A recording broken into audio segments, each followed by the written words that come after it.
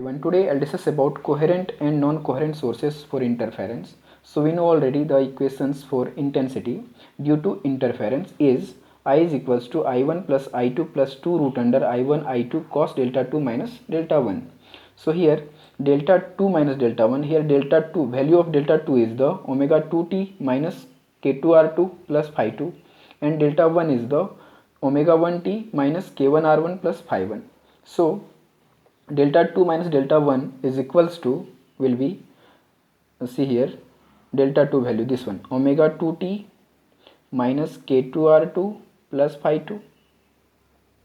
After that minus sign, this one value omega 1t minus k1r1 plus phi 1, this one value.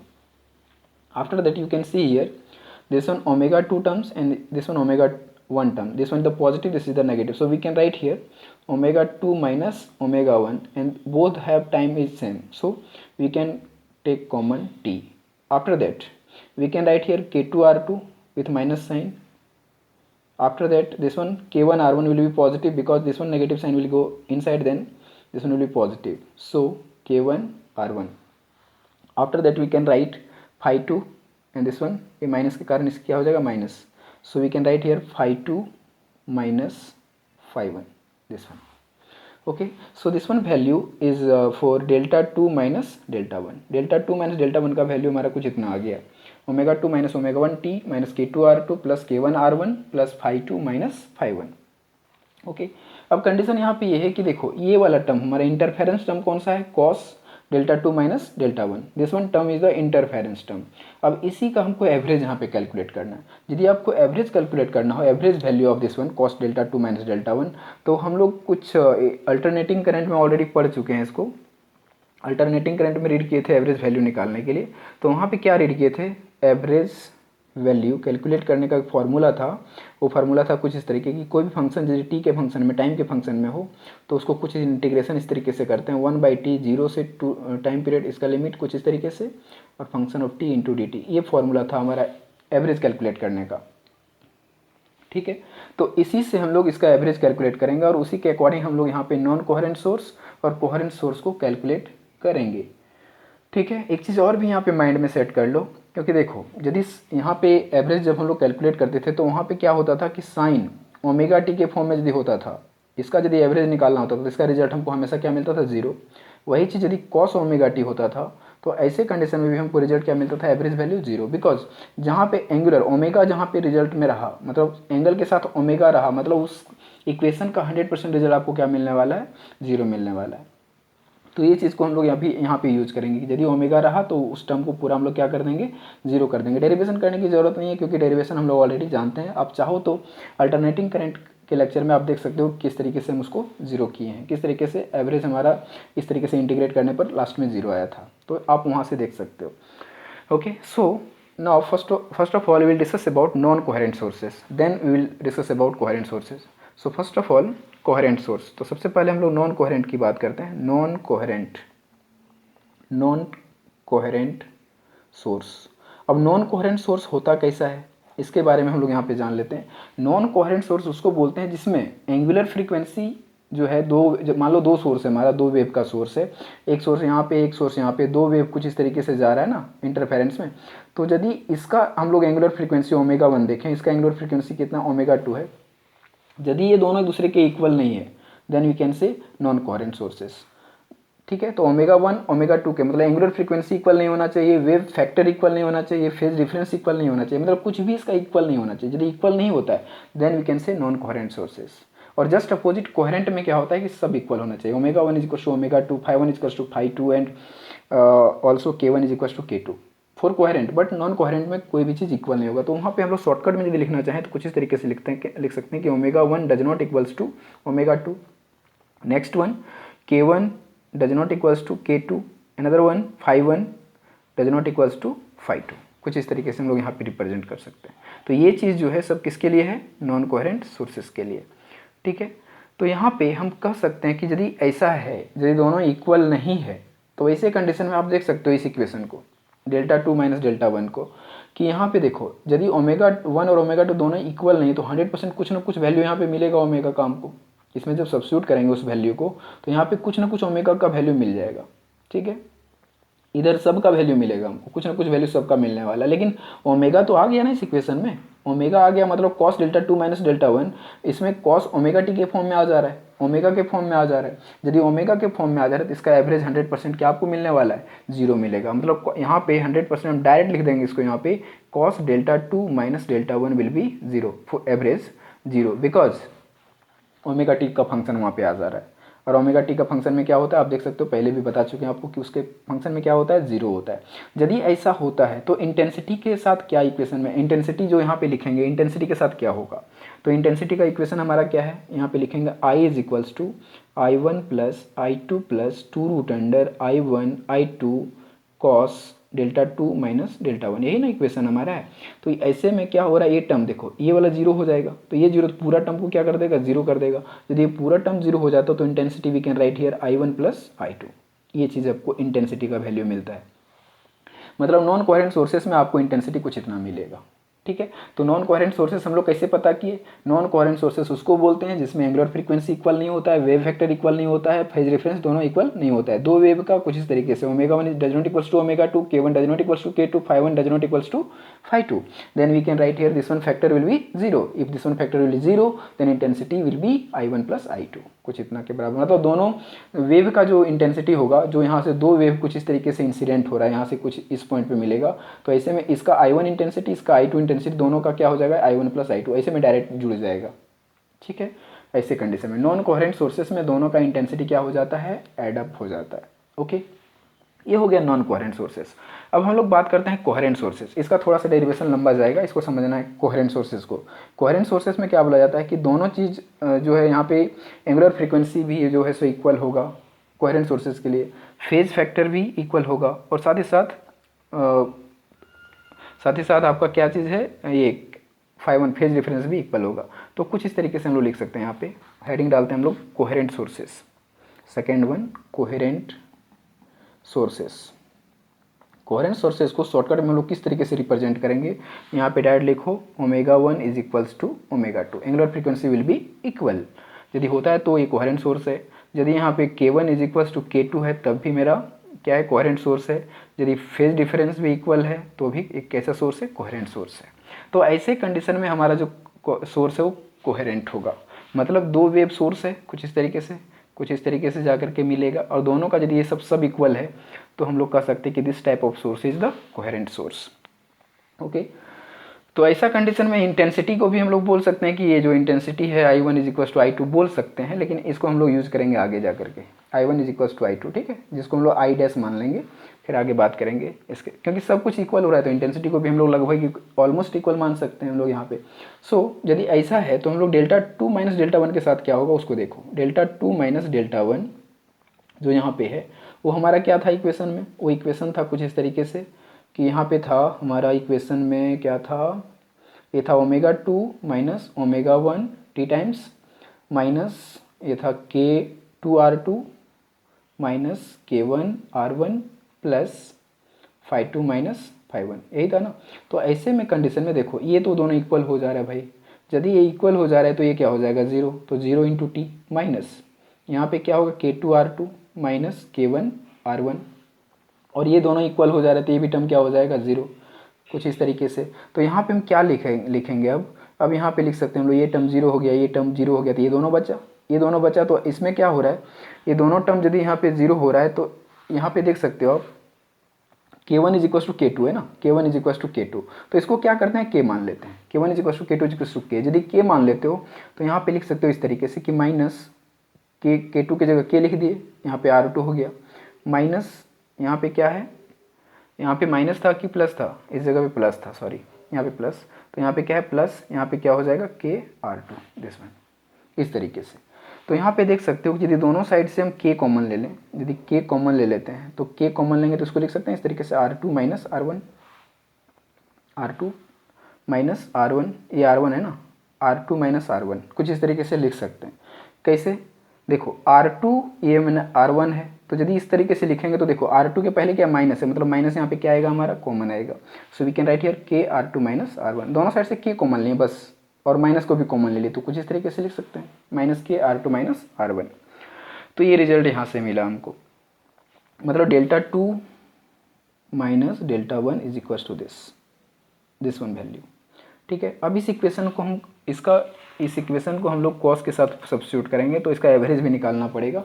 So we can write here cos delta 2 minus delta 1, इसका average यदि calculate करेंगे हम लोग इसका average, तो इसका average कुछ इस तरीके से कैलकुलेट होगा, क्योंकि देखो इसको कुछ इस तरीके से लिखेंगे, कॉस डेल्टा 2 माइनस डेल्टा 1 की जगह क्या सब्स्टिट्यूट करेंगे, इस वैल्यू को माइनस के R2 minus R1 this one, इसको इस तरीके से सब्स्टिट्यूट करेंगे। बट कॉस के साथ क्या होता है ना कि कॉस के साथ यदि माइनस थीटा हो तो ये कॉस थीटा के बराबर ही लिखाता है, मतलब इसमें माइनस का कोई इफेक्ट नहीं पड़ता। Cos minus theta is to cos theta direct होता है। तो ये माइनस में है तो इसको डायरेक्ट हम लोग माइनस को हटा करके डायरेक्ट क्या लिख देंगे, this one average value of cos, यहाँ पे लिखा है के R2 माइनस, यहाँ पे क्या हो जाएगा R2 minus R1 this one. ठीक है, ये चीज़ ये आपका लिखाएगा इस फॉर्म में, और इसका क्या निकालना है हमको, एवरेज कैलकुलेट करना है। तो देखो एवरेज कैलकुलेट करने से क्या रिजल्ट आता है, यदि इसका हम एवरेज कैलकुलेट करेंगे तो हमको फार्मूला पता है, फार्मूला में सब्स्टिट्यूट करना है इसको। तो फार्मूला क्या होता है, ये फार्मूला होता है 1/t, टी का फंक्शन के साथ, ठीक है, और इंटीग्रेशन ऑफ 0 to t कुछ इस तरीके से, और यहाँ पे क्या है फंक्शन मेरा, कॉस के R2 minus R1 this one, यही है ना। तो ये चीज़ है, और यहाँ पे किसका फंक्शन लग रहा है, dt टाइम फंक्शन। तो देखो ये पूरा में कहीं टाइम नहीं दिख रहा है, इस पूरे टर्म में टाइम नहीं दिख रहा है, तो क्या करो सब कांस्टेंट है, सबको बाहर कर दो।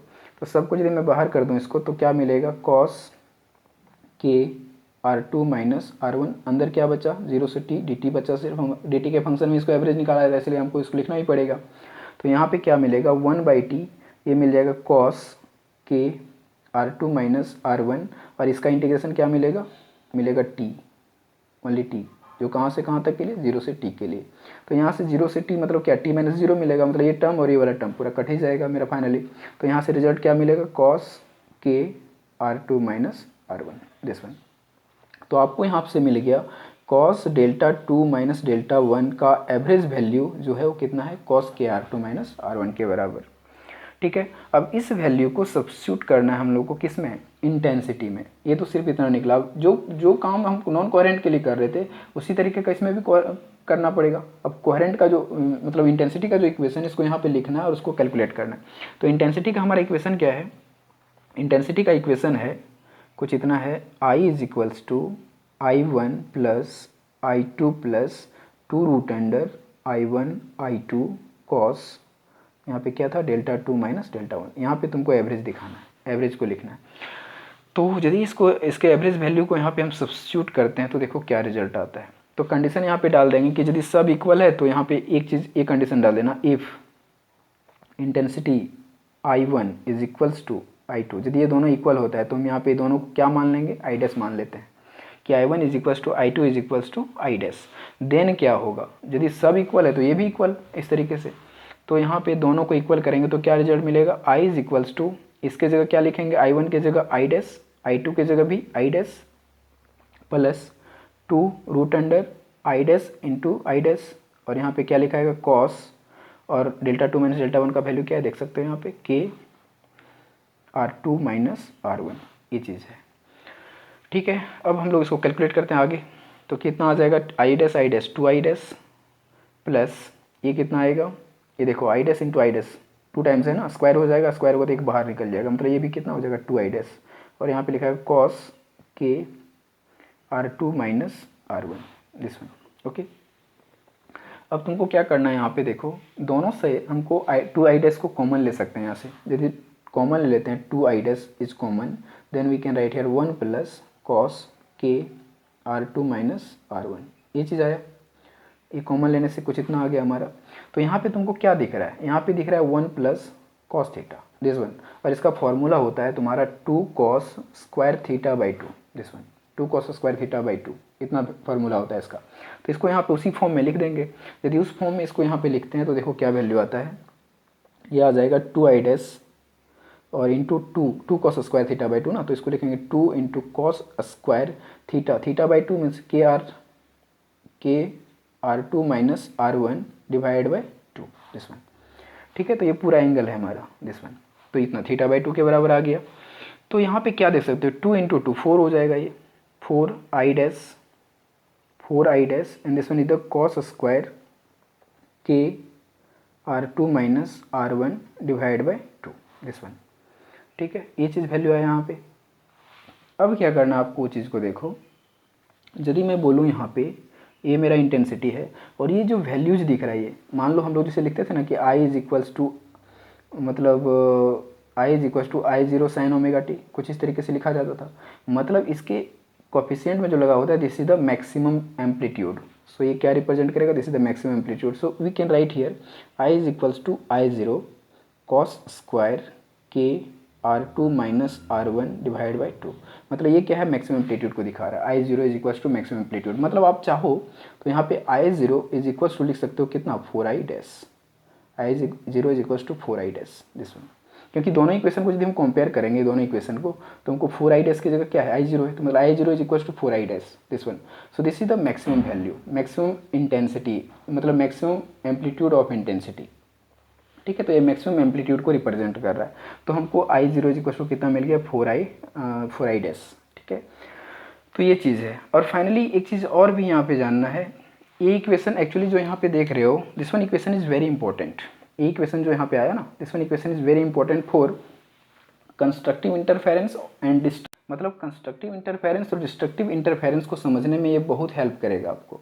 तो देखते हैं क्या है। तो इस इक्वेशन को यहाँ पे हम लोग सबसे पहले नोट कर लेंगे। इक्वेशन क्या है हमारा, इक्वेशन है I is equals to I0 cos square और क्या है k R2 minus R1 divided by 2, ये चीज़ है। ठीक है, दिस वन इक्वेशन। एक चीज़ और यहाँ पे यदि जानना चाहते हो तो जान लो, देखो cos थीटा यहाँ पे ना, तो cos थीटा का वैल्यू जो है ना वो हमेशा आपका जो आएगा वो 0 से 1 के बीच में ही आएगा, क्योंकि एंगल कुछ भी तुम सब्स्टिट्यूट करो तो 0 से 1 के बीच में ही आएगा, पॉजिटिव आएगा, बिकॉज यहाँ पे स्क्वायर है। यदि -1 भी आता है तो स्क्वायर होकर के वो 1 ही हो जाएगा, पॉजिटिव वैल्यू हमेशा आएगा, मतलब 0 से 1 के बीच में आएगा। और एवरेज निकालोगे तो तुमको 1/2 के बराबर मिलेगा, 1/2 के बराबर मिलेगा। मतलब यहाँ पे इंटेंसिटी एक तरीके से तुम्हारा क्या होगा, I0/2 के बराबर मिल जाएगा, क्योंकि इसका वैल्यू 1/2 तुमको एवरेज मिलेगा। यदि इसका पूरा एवरेज निकालते हो तो न्यूमेरिकली तुमको इतना छोटा इसको कर सकते हैं, I equal to I0 divide by 2। क्यों, क्योंकि इसका वैल्यू हमको 0 + 1 ना इसके बीच में आता है, तो इसका एवरेज निकालेंगे कितना आएगा, 1/2। तो इसका वैल्यू पूरा 1/2 से इसको मल्टीप्लाई करेंगे तो क्या मिलेगा, I equal to I0 divide by 2। ठीक है, खैर हमको ये वाला इक्वेशन इंपॉर्टेंट है। इस इक्वेशन को देखते हैं for constructive and destructive interference. Okay, so देखते हैं क्या है कंस्ट्रक्टिव और डिस्ट्रक्टिव इंटरफेरेंस। अब उसके बारे में हम लोग डिस्कस करते हैं। तो here constructive and destructive interference is see here. तो कंस्ट्रक्टिव और डिस्ट्रक्टिव यहाँ पे दिख रहा है तुमको, वर्ड सही समझ में आ रहा है। कंस्ट्रक्टिव मतलब कंस्ट्रक्शन बन जाना, मतलब कि एम्पलीट्यूड का बढ़ जाना, और डिस्ट्रक्टिव मतलब एम्पलीट्यूड का घट जाना। इस तरीके से समझो, if amplitude will increase then constructive interference, if amplitude will decrease then destructive interference. मतलब जब हम लोग स्टार्टिंग फर्स्ट लेक्चर में जो रीड किए थे कुछ इस तरीके से, आपको माइंड में होगा, कुछ इस तरीके से रीड किए थे कि इसमें देखिए कि दोनों पॉजिटिव साइड में इसका एम्पलीट्यूड क्या हो जा रहा था, इंक्रीज हो जा रहा था। तो एम्पलीट्यूड बढ़ जा रहा है, मतलब इस कंस्ट्रक्टिव इंटरफेरेंस। और इसमें क्या हो रहा था, एम्पलीट्यूड घट जा रहा था, क्योंकि एक पॉजिटिव में जा रहा है दूसरा नेगेटिव में जा रहा है, तो यहाँ पे एम्पलीट्यूड घट जा रहा था। तो इसको बोलते हैं डिस्ट्रक्टिव इंटरफेरेंस। अब देखते हैं किस तरीके से इसको हम लोग मैथमेटिकली समझ सकते हैं। तो वो चीज़ यहाँ पे देखो, इसको कुछ थ्योरी में कुछ जनरल फार्मूला के साथ इसको हम लोग समझ सकते हैं। वो क्या है, कंस्ट्रक्टिव इंटरफेरेंस में जो है इंटेंसिटी ऑफ द वेव जो है वो हमेशा क्या मिलना चाहिए, हमको मैक्सिमम मिलना चाहिए। यदि हमेशा मैक्सिमम मिलता है देन, यदि आपको मैक्सिमम वैल्यू मिलता है then that one will be constructive interference. इसको किस तरीके से डिफाइन कर सकते हैं हम लोग, इसका डेफिनेशन है कि if phase difference between two superposing wave is n pi, यदि इसके बराबर है, यदि फेज डिफरेंस इसके बराबर हो, phase difference is equals to n pi, जहाँ पे n का वैल्यू क्या है 0 1 2 dot dot dot, then intensity due to superposition will be maximum. ऐसा कंडीशन में यदि आता है तो आपका वहाँ पे जो इंटेंसिटी का वैल्यू क्या मिलेगा, मैक्सिमम मिलेगा। और इसी कंडीशन को बोलते हैं that is called constructive interference. क्या आप चीज़ें यहाँ पे, if phase difference between two superposing wave is n pi where n is equal to 0 1 2 dot dot dot, then intensity due to superposition will be maximum, that is called constructive interference.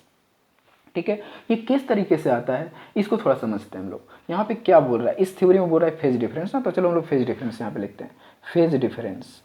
Phase difference is equal to किसके बराबर बोल रहा है, N पाई के बराबर बोल रहा है।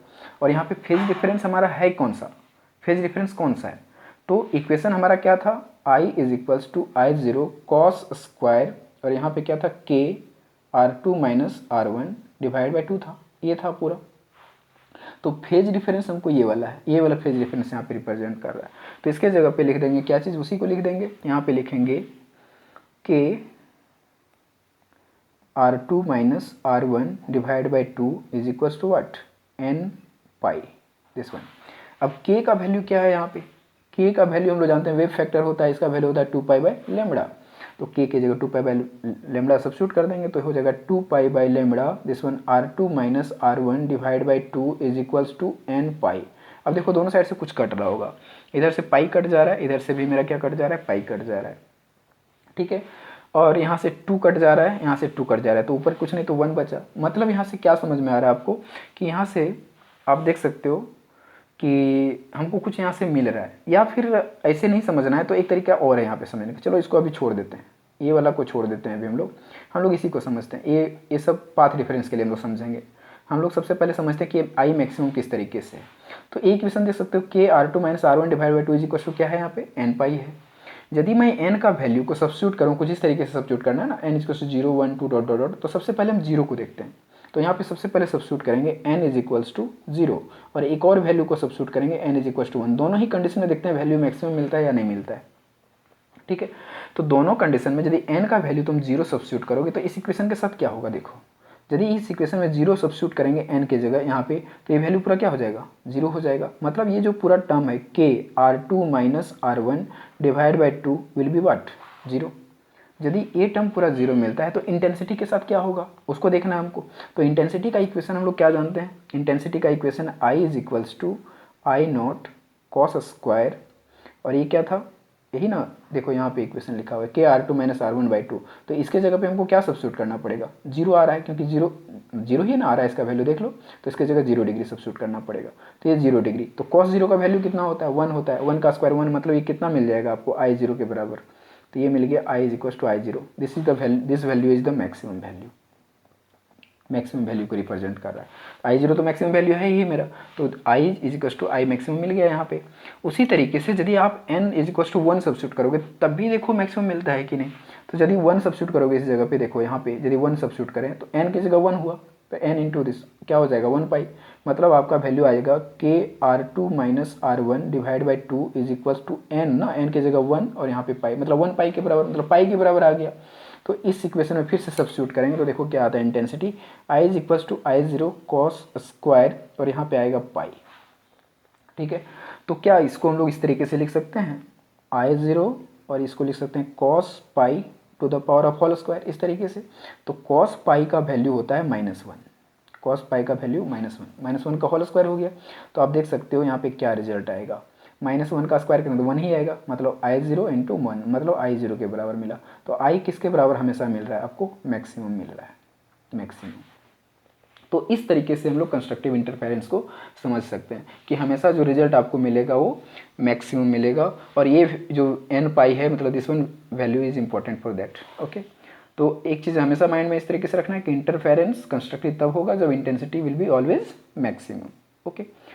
अब थोड़ा बात करते हैं पाथ डिफरेंस, इसी का पाथ डिफरेंस। पाथ डिफरेंस मतलब क्या होगा कि मान लो 2 वेव है कुछ इस तरीके से, यहाँ से जा रहा है इस तरीके से, यहाँ पे एक इधर से पहुँचा, तो यहाँ से परपेंडिकुलर यदि ड्रॉ कर देंगे इस जगह पे, तो परपेंडिकुलर ड्रॉ करने से आप देख सकते हो ये वाला सेम हो गया, मतलब इतना एक्स्ट्रा पाथ हो रहा है ना, तो this is the path difference. मतलब R1 है AR2, मतलब R1 minus R2 is the path difference. जो भी आएगा डेल्टा R के बराबर आएगा तो डेल्टा R ही सही, तो that one will B path difference. तो इतना छोटा पाथ डिफरेंस मिल रहा है हमको, डिफरेंस इतना मिल रहा है, छोटा सा डिफरेंस। तो उसी को हम लोग मैथमेटिकली देखना है कि पाथ डिफरेंस किस तरीके से कैलकुलेट कर सकते हैं। So heading will be here path difference, path difference, ठीक है, पाथ डिफरेंस। तो पाथ डिफरेंस को कैलकुलेट करने का तरीका बस वही है, एज इट इज़ है, कुछ नहीं करना है आपको। यहाँ पे देखो, यहाँ पे क्या लिखेंगे, के R2 minus R1 divide by 2, यही फॉर्मूला जो था उसी से हम कैलकुलेट कर लेंगे, n पाई था ना, इस तरीके से। तो यहाँ पे क्या करना है आपको, k का वैल्यू हम लोग जानते हैं 2 पाई बाई लेमड़ा, k का वैल्यू होता है 2 pi by lambda, k is equal to 2 pi divide by lambda. इस वैल्यू को यहाँ सब्स्टिट्यूट कर दो k की जगह पे, तो यहाँ पे 2 पाई बाई लेमड़ा सब्स्टिट्यूट कर दिए, और यहाँ पे क्या है R2 minus R1 divide by 2 is equal to what, n pi. तो यहाँ से देखो पाई और इधर से पाई कट गया, साथ ही साथ ये 2 और ये वाला 2 कट गया। तो हमको क्या मिला यहाँ से मिल रहा है R2 minus R1 is equals to what, ये लैम्बडा उधर क्रॉस मल्टीप्लिकेशन मतलब एन लैम्बडा। तो R2 माइनस R1 जो है वो हमको कितना मिल गया, एन लैम्बडा के बराबर, इस तरीके से। तो ये हमारा है path difference. This is the path difference of to consecutive waves. दो वेव जब कहीं से जा रहा है, S1 S2 दोनों का सोर्स है, और यदि इस तरीके से जा रहा है तो उसका पाथ डिफरेंस जो होगा कुछ इस तरीके से होगा। अब डिपेंड करता है, एन का वैल्यू डिपेंड करेगा वहाँ पे न्यूमेरिकल वैल्यू, ठीक है, और वेवलेंथ पे भी डिपेंड करेगा। तो ये तुम्हारा path difference R2 minus R1 is equals to what, n lambda. ये चीज़ हो गया तुम्हारा कंस्ट्रक्टिव का सारा चीज़। कंस्ट्रक्टिव में देख लिए आई मैक्सिमम मिलता है और पाथ रेफरेंस कितना मिला, एन लैम्बडा के बराबर मिला, ठीक है। अब हम लोग डिस्ट्रक्टिव इंटरफेरेंस देखते हैं कि डिस्ट्रक्टिव इंटरफेरेंस क्या है। तो डिस्ट्रक्टिव में जस्ट अपोजिट होना चाहिए। डिस्ट्रक्टिव इंटरफेरेंस मीन्स व्हाट, इसमें बोल रहा है कि आई जो है हमेशा क्या मिलना चाहिए, मिनिमम मिलना चाहिए। We can see here destructive interference I will be always minimum. मतलब इसको यदि तुम थ्योरेटिकली लिखना चाहते हो, कुछ समझना चाहते हो, तो इस तरीके से है कि if phase difference between two superposing wave is 2n-1, ये वाला देखो, ये जनरल फॉर्मूला। वहाँ पे क्या था, n पाई था, यहाँ पे क्या है 2n-1 pi by 2, this one. तो यदि इतना फेज डिफरेंस मेरा इक्वल इसके इक्वल होगा, then intensity will be max minimum. तो ऐसे कंडीशन में हमारा इंटेंसिटी क्या मिलेगा, वहाँ पे मिनिमम मिलेगा। Such type of interference is called destructive interference. यदि ये मिनिमम वैल्यू मिलता है तो ऐसे टाइप के इंटरफेरेंस को क्या बोलते हैं हम लोग, डिस्ट्रक्टिव इंटरफेरेंस।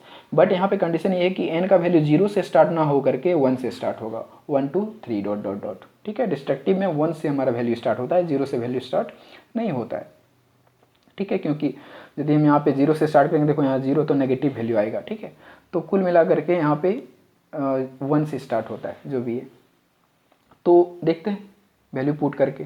तो ऐसे कंडीशन में हम लोग यदि वैल्यू पुट करेंगे यहाँ पे, तो जो तरीका उसमें था सेम तरीका यहाँ पे भी लगाएंगे। हम लोग देखते हैं कि मिनिमम वैल्यू किस तरीके से आता है।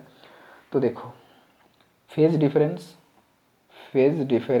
Is equals to what, phase difference is equals to, इसका जो बोल रहा है कितना बोल रहा है, 2n-1 पाई बाई 2 के बराबर बोल रहा है ना। चलो ठीक है। तो यहाँ फेज डिफरेंस हमारा क्या था, उस इक्वेशन के अकॉर्डिंग, था KR2 minus R1 divide by 2 था, और इधर क्या है 2n-1 पाई बाई 2, कुछ इतना, ठीक है। अब ये इक्वेशन हमारा, इस इक्वेशन में हमको क्या करना है, n का वैल्यू एक बार 1 रख के देखते हैं, n का वैल्यू 1 रख के देखते हैं, 2 रख के देखते हैं, ठीक है। बट हम यहाँ पे सिर्फ 1 ही रख के देखते हैं, 2 आप देखते रहना रख करके। तो 1 रखते हैं तो देखो क्या रिजल्ट आता है। यदि इसके जगह पे तुम 1 रखोगे तो क्या रिजल्ट आएगा, KR2 minus R1 divide by 2, और ये आ जाएगा, देखो यहाँ 1 रखे तो 2 इंटू 1 हो गया, 1-1 मतलब आपको कितना आएगा, पाई बाई 2 के बराबर। यहाँ पे रिजल्ट कितना आ रहा है, पाई बाई 2 के बराबर आ रहा है। यदि पाई बाई 2 के बराबर आपका ये वैल्यू आ रहा है, तो इंटेंसिटी के साथ क्या होगा वो देखो। इंटेंसिटी का हमारा फॉर्मूला है I is equal to I0 cos square, और ये वाला वैल्यू है वहाँ पे, तो कॉस स्क्वायर की जगह कितना, पाई बाई 2, यहाँ पे पाई बाई 2 सब्स्टिट्यूट होगा। तो हम जानते हैं कि I0 कॉस पाई बाई 2 का क्या हो जाएगा, पूरा का होल स्क्वायर, मतलब I0 कॉस पाई बाई 2 का वैल्यू होता है 0, मतलब 0 का स्क्वायर, मतलब ये वैल्यू क्या मिला, 0, मतलब इंटेंसिटी विल बी मिनिमम। यहाँ पे क्या वैल्यू मिला, 0 के बराबर मिला, मिनिमम मिला, ठीक है। तो 0 मिनिमम वैल्यू आपको यहाँ पे मिलेगा। 2 भी रखोगे तब भी आपको 0 मिलेगा। कैसे देखो, यदि यहाँ पे 2 रखते हो, 2 जब 4-1 3 पाई बाई 2, 3 पाई बाई 2 का वैल्यू भी तुम्हारा 0 ही आता है, कॉस 3 पाई बाई 2 का वैल्यू। तो यहाँ भी इंटेंसिटी फिर तुमको क्या मिलेगा, 0 मिलेगा। 2 भी रखोगे, 3 रखोगे, कुछ भी रखो, 2 3 4 5, आपको हमेशा इंटेंसिटी क्या मिलेगा, यहाँ पे 0 मिलेगा। नेक्स्ट वन बचता है इसका path difference for destructive interference. तो पाथ डिफरेंस जब इसका निकालोगे, तो पाथ डिफरेंस निकालने का वही फॉर्मूला एज इट इज़, इसी को यहाँ पे कॉपी करो। क्या है मेरा, KR2 minus R1 divide by 2 is equals to what, 2n-1, और इधर क्या है, पाई बाई 2, कुछ ये चीज़ है ना। अब क्या करना है आपको, k की जगह वैल्यू पुट करना है। k की जगह वैल्यू क्या होगा, 2 पाई बाई लैम्बडा, और यहाँ पे क्या है R2 minus R1 divide by 2 is equals to, इधर क्या है 2n-1, और इधर क्या है पाई बाई 2। अब देखो कुछ कट रहा है इधर दोनों साइड से, क्या दोनों साइड से यदि कुछ कट रहा हो तो काट दो। सबसे पहले 2 कट रहा है, इधर से कट गया ये चीज़, पाई कट रहा है, ये पाई कट गया। फिर क्या बच रहा है मेरा, बच रहा है कुछ नहीं। अब जो बचा है उसको लिख दो, R2 minus R1 is equals to, इधर क्या है 2n-1, और ये देखो लेमडा इधर जाएगा तो ऊपर जाएगा, ये 2 नीचे आएगा, तो कुछ इस तरीके से। तो ये चीज़ है हमारा R2 minus R1 is equals to 2n-1 lambda by 2। This is the path difference. तो इसके जगह पे वैल्यू रखते जाओ 1 2 3, आपको पाथ डिफरेंस मिलता चला जाएगा। तो this is the formula for path difference for destructive interference, और this is the path difference for constructive interference n lambda. Okay, so this is all about of the today lecture. So thank you for watching.